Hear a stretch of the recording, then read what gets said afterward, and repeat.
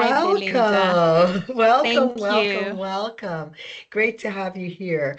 You know, we actually met at Hamburg during the Imaginepreneurs kind of partners meeting. And so I was really, really excited that we have an opportunity to talk to each other today, learn a little bit more Exactly. about what Waterquip is doing. And this is actually a new series that we're running. We used to run chat, listen, and exchange, which were webinars. So we're slightly changing the format to have this more of a podcast style where people can click on later on. So I'm glad that you're also one of the first people to start this session with us, and I'm really excited. I'm, So I'm happy to be here, Belinda. Very nice to be able to chat with you. Yeah. great. So just to start a little bit as we begin, I wanted you to share a little bit with me on what is Waterquip, what it is its mission, and how is it working to achieve this mission? Okay. Waterquip is a women-led social enterprise dedicated to providing sustainable drinking water solutions to schools in Uganda. And our mission is very simple. It's to build vital infrastructure by providing efficient and reliable drinking water systems for schools with sustainable economic and environmental advantage. We're really on a mission to ensure that every child has access to safe and reliable drinking water. And we're doing this by providing quality and reliable water purification systems and services. In fact, we recently transitioned, or we are transitioning from a one-time purchase model to a subscription-based model. And we're doing this so that schools can have a reliable access to safe drinking water without having to worry about system breakdowns or upfront investment costs or even the maintenance costs. Very Yes. interesting, actually. So I love it already. So women-led, focused on providing water, sanitation services, safe water supply to school and supporting the overall school environment, that every child has that. And you did kind of mention something into the next question. What is Waterquip's comparative advantage? You were saying that you're not doing a one-time, but a subscription. Would you say that's one of the comparative advantages? And what are you doing differently concerning the provision of safe water supply to schools that maybe others are not doing or others didn't do in the past? Absolutely, Belinda. And like many enterprises here that simply sell the equipment, or let me say, sell the water purification system, we go beyond that. Our experience has taught us that schools need more than the equipment. They need a Mm-hmm. reliable supplier. They need a full installation. They need service, Mm-hmm. maintenance, Mm-hmm. and technical support on a timely Mm-hmm. basis or on a needs basis. So what really we're doing different at Waterquip is that we are focusing on service and maintenance. And this is so we can ensure the long-term sustainability of the water purification systems for the schools that we serve. Mm-hmm. Mm-hmm. Beautiful. Yeah. And and when we were actually preparing, because we got together a little bit and I got to learn a little bit more about what Waterquip was doing in preparation for this interview, something that you said to me really stuck. You said to me two Mm. things. You said that um, you've had two major learnings. Firstly, I guess it's kind of like business 101 in one way, but you said that you have to know your customer. You have to understand the school situation, the school setting, how school operates. You need to understand that. That was one learning you mentioned. And the other learning is that, and you kind of alluded to it in the last response, was that schools want to be able to have reliable services. Schools need to have reliable services. Like a customer needs to know that they're going to get a product or service from there. Now, those are two kind of very foundational kind of learnings. Um, how did you come to these learnings? Uh, and what was the kind of the process that got you to sort of say, number one, customer needs to be, you need to understand your customer. And second point is that the customer needs to be able to rely on the services. How did you get to that? Okay, that's a very interesting question, Belinda. So we've worked with schools for a very long time. In fact, half of our team here has experience from around maybe 2013, 2012. And over the years, we have been very keen to listen to the challenges that schools face. We've been keen to listen to what services they need and what kind of service provider they need. And I think it really takes a service provider time, and you have to be intentional as a service provider to understand school dynamics. Now, the way schools work varies from school to school. School dynamics are different. And so when you come into a school, it's very important to understand, for example, what's their cash flows, what challenges are they facing, what is their population, what would they like to see in a service provider. So we've been keen about these things, and at some point we said, you know what, we need to really to be sustainable as a service provider, we have got to come to a school with a full package. It's not enough that we have this good quality purification system. It's not enough that we are setting it up extremely well. We have to be there every school term to check that everything is working, to provide the service and maintenance, provide the filters when there are any leakages. You know, something very simple as a leakage can really disrupt drinking water supply in a school, because if there's a leakage, the water supply will be shut off, you know. So small things like that really mean a lot for a school. And transitioning into our subscription model is really our aim is to be able to give the schools consistent supply of drinking water. Our subscription model eliminates the need for the school to pay, you know, this high upfront investment cost. It eliminates the need for the school to pay for service and maintenance. The schools is pay a flat termly fee, and we will be there all the time taking care of you and ensuring that your drinking water is not disrupted. So I would say, well, my answer is it really took a keen ear. You have to listen. You have to listen to the school, because schools communicate. You know, they in these regular conversations, they are telling you things. They are telling you their challenges. They are telling you what they would like to see in a service provider. And so we have positioned ourselves as that service provider that is not only looking to install a water purification system in your school, but we are also saying we will be there to service and maintain it. We will walk the journey with you as you grow. Because, you know, Belinda, schools expertise is really education, and not running water purifiers and servicing them and maintaining them. So over time, we could see how challenging it was. I mean, when you come to a school and tell them, here is a bill for your power controller, it has blown because of factors beyond your control, but also beyond my control as a service provider.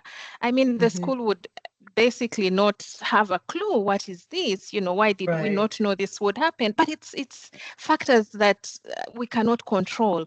So anyway, our goal at Waterquip is really to ensure that schools have an uninterrupted supply of drinking water, and so we are that reliable service provider. Yeah, it's actually going into the next question, but I'm having a little bit of some reflections as what you're talking about. And the next question is really around the private sector, and most of the people who'll be listening, most of the people who engage in washing schools tend to come from more of the development cooperation sector, maybe even some in the philanthropy and charity sector.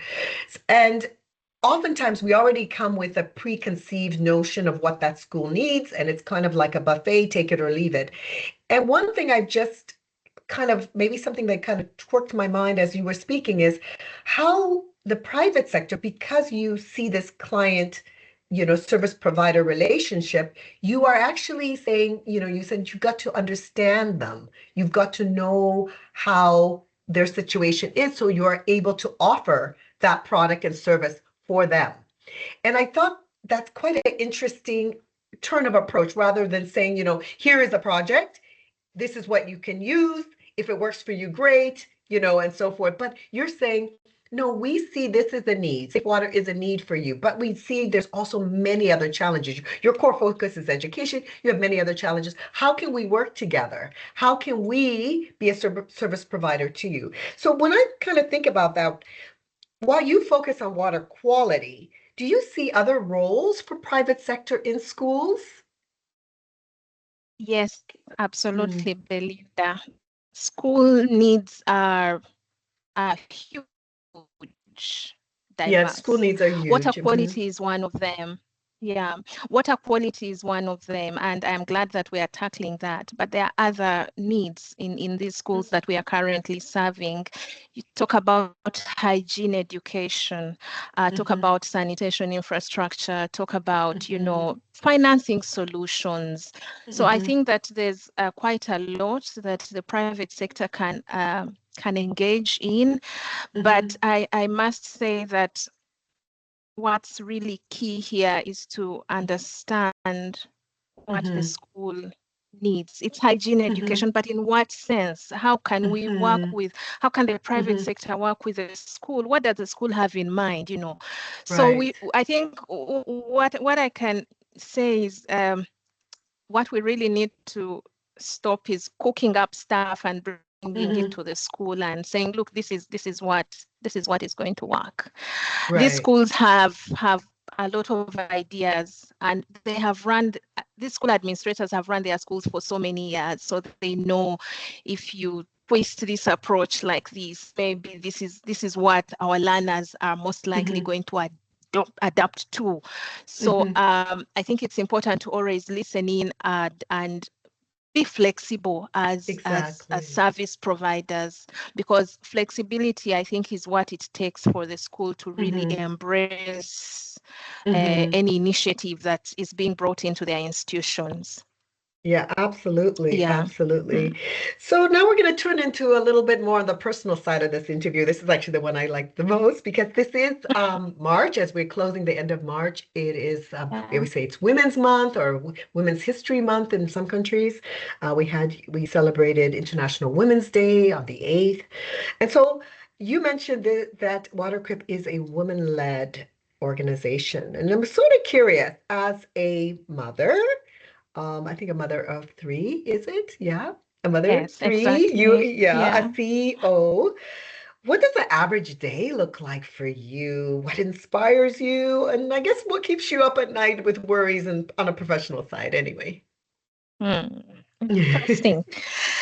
Yes, I am a mother, I'm a wife, and I'm a CEO. I'm so many things. And an average day is very, very busy, Belinda.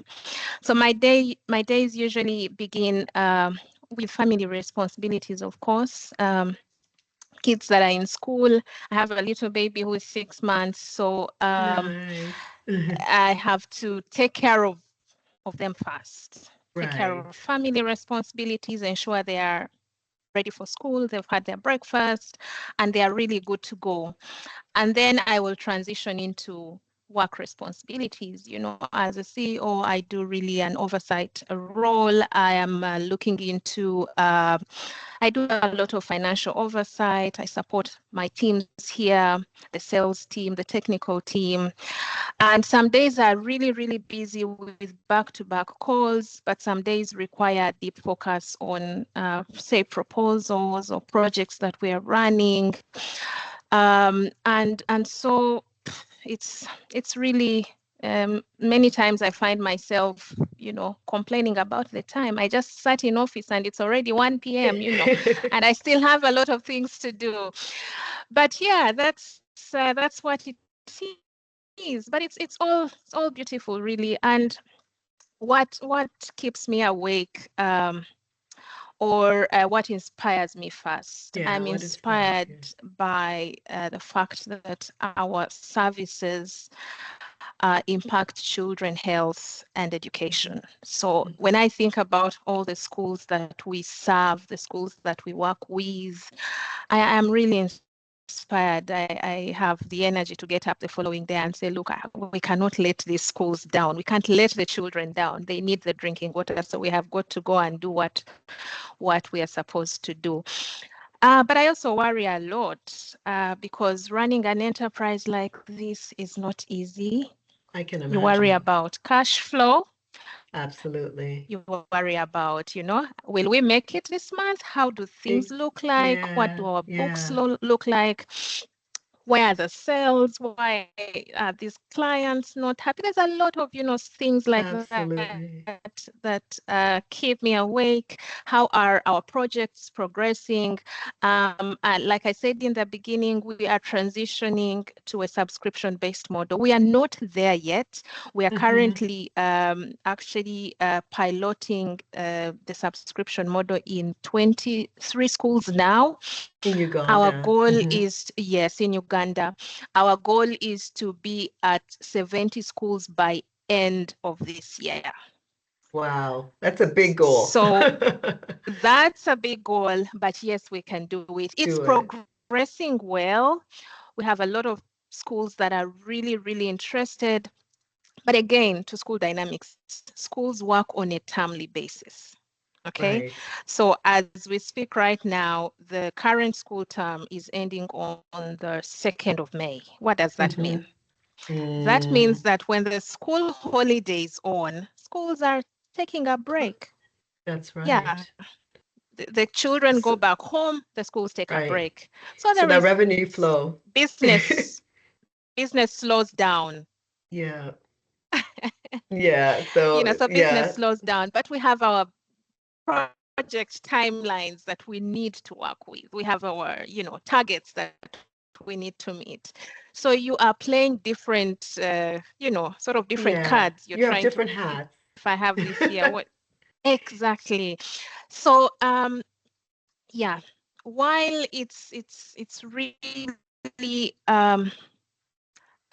very motivating to serve schools, to serve children in schools, running an enterprise like this is really tough. So a lot of things keep me up at night, but I have a great team. I have to say I have a great team. Nice. I have a great management team. Yes, we are a women-led enterprise. Our management team comprises 4 ladies with great experience and ideas. They are full of passion. So we work together as a team. And that's the only way we are able to sort of maneuver all the challenges that we face. Yeah, for sure. And I mean, while you say you have those worries, I say the success of Waterquip, it shows that even besides those worries, the team that you do have, you've been able to overcome, and you've also been able to find this subscription model was as a result of the challenges you had. So you continuously are creating and addressing innovations to address problems, and that's, I think, you have that good foundation. So now, if you look, Belinda. Go ahead. Sorry to interrupt you, but I also want to say that I don't want the audience to think that it's all merry or that it's very simple. It's very challenging. It's very challenging. I mean, even our subscription-based model, we know for sure that it's going to address institutional needs, and we see how schools are appreciated. But it's even on that journey, we still find challenges. So I think what I would like to make clear is that there is no easy answer, quick fix. There is no, it's not. But we have to continuously keep innovating and be creative and think about possible solutions, possible offers if we are dealing with institutions, but also be resilient enough to be able to not let challenges knock us down. And when they do, we need to get up very, very quickly. What I forgot to mention, Belinda, is that I also recently relocated to Sweden to join my family. So that adds to the dynamic dynamics of, working Obviously. online and supporting my For teams sure. online. For But sure. as we speak now, I'm in Kampala. Mm-hmm. So I have been here for about 6 weeks now. Mm-hmm. Came to check on the business and see ways to support my team and really see Mm-hmm. how things are going.